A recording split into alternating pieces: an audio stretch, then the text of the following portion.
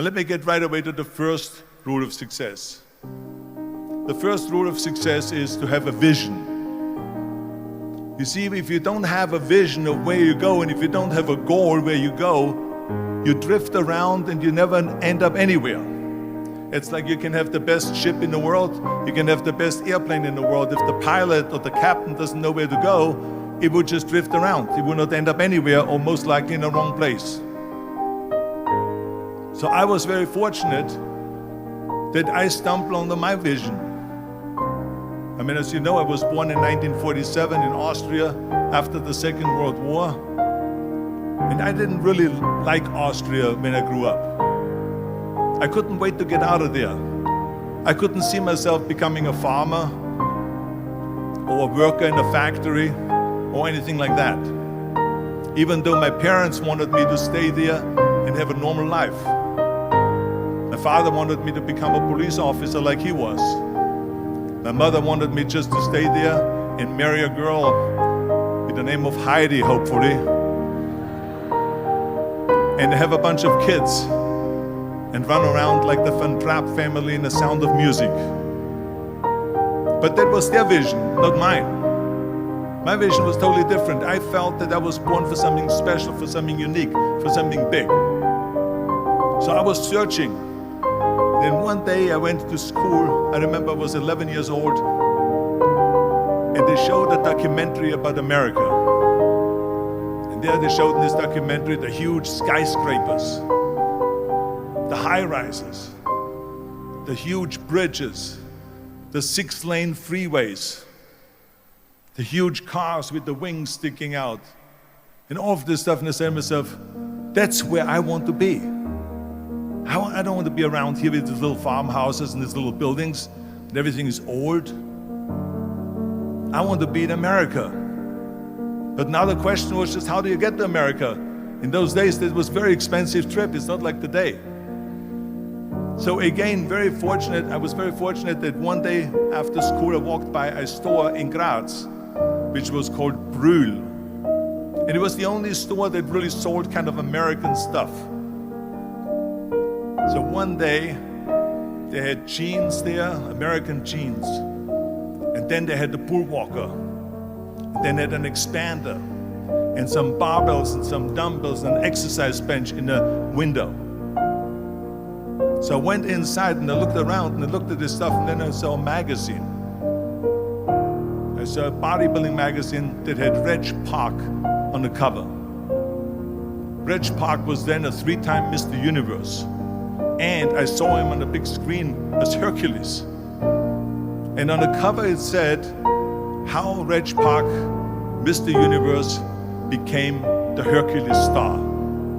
That's what the cover story was all about. So I looked at the cover and I said to myself, I got to get this magazine. So I bought the magazine, I took it home and I read it over and over from the front page to the back. It had everything in there, how he trained, how he was working out in Leeds, England, in a factory town, how he worked out every day for 3-4 hours and became the strongest man of Europe, and how he won Mr. Europe and Mr. Great Britain, and then eventually Mr. Universe. And how he won the second Mr. Universe and the third Mr. Universe. And how he was discovered to play the starring role in Hercules. I read that and I said to myself, wow, this is the blueprint for my life. This is exactly what I want to do. I want to become a bodybuilding champion just like Reg Park. I want to get into movies just like Reg Park. And I want to make millions of dollars and be rich and famous just like Reg Park.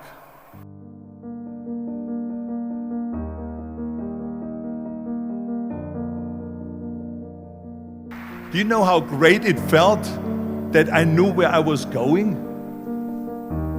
Imagine the majority of people don't know where they're going. I knew where I was going, that I'm going to become this bodybuilding champion just like him. So it was just a question of how do you do it? I was so relieved because when you have a goal, when you have a vision, everything becomes easy. Because remember that In America, for instance, when you study, you will see the percentage of people that like their jobs. 74% hate their job in America. Now, there's not much different when you come to Europe. The majority of people don't like what they're doing because they're really not doing it because they didn't have a goal and they followed this goal. They just aimlessly drift around, and then all of a sudden there's a job opening, so they get that job because you have to work. But then when you work, it's a chore. It's work. It's not fun. So if you think about, only a quarter of the people really enjoy what they're doing in life. That is unbelievable if you think about it. So I felt so blessed that I knew what I was doing. It's like a medical student that studies and knows he wants to become a doctor. You know where to go. So I knew where to go.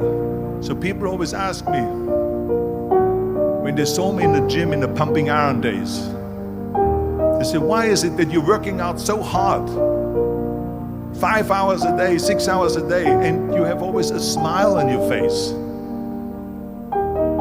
The others are working out just as hard as you do, and they look sour in the face. Why is that? And I told people all the time, I said, because to me, I'm shooting for a goal. In front of me is the Mr. Universe title.